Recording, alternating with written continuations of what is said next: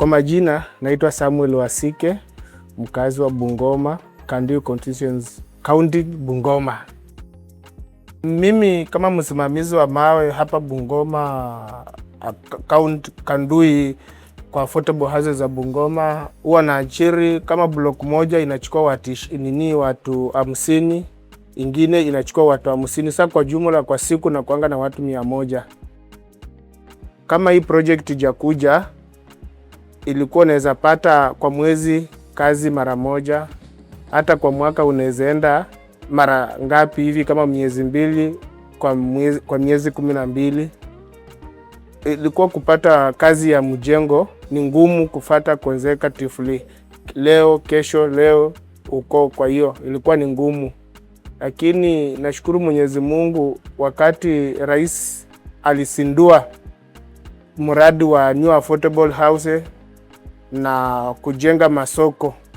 Kwanza mwaka uliopita Januari nilikuwa soko kubwa hapo Bungoma town. Nilikuwa kama fundi, tulikuwa nafanya hapo. Tulikuwa napata kipato kwa siku, unaingiza 1,000 yako moja.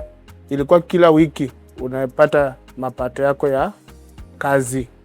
Kutoka hapo nikakuja nikafanya interview huku kama team leader wa kusimamia watu ambao wanajenga mawe, nikahitimu, nikachukuliwa.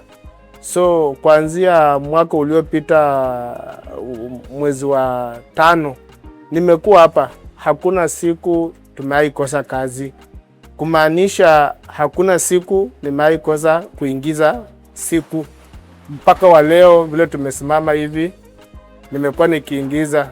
Kusema ukweli, hii project aliyewaza kuleta imesaidia Wakenya ambao wanajifahamu, ambao wanaamka asubuhi wakijua natakana watafute.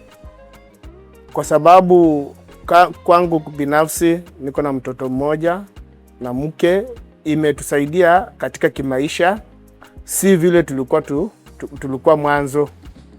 Saizi tunaweza ona at least, pia si tunaweza hesabu hii imetoka kwa new affordable house kupitia kwa hii mradi ya president alivyostilia maanani na akaamua lazima vijana tupate empowerment.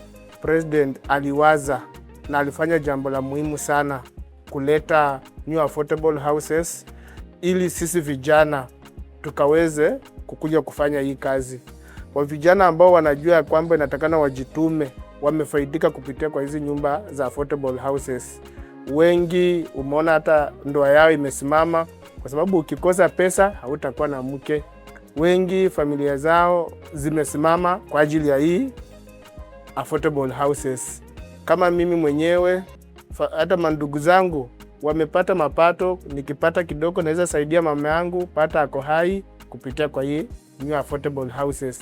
Sasa mimi nasema hivi, naomba rais asiti kupeleka sana, azidi kufungua mingi na vijana wajitokeze kwa wingi tukaweza kufanya hii kazi, maana inalipa na imetusaidia sana.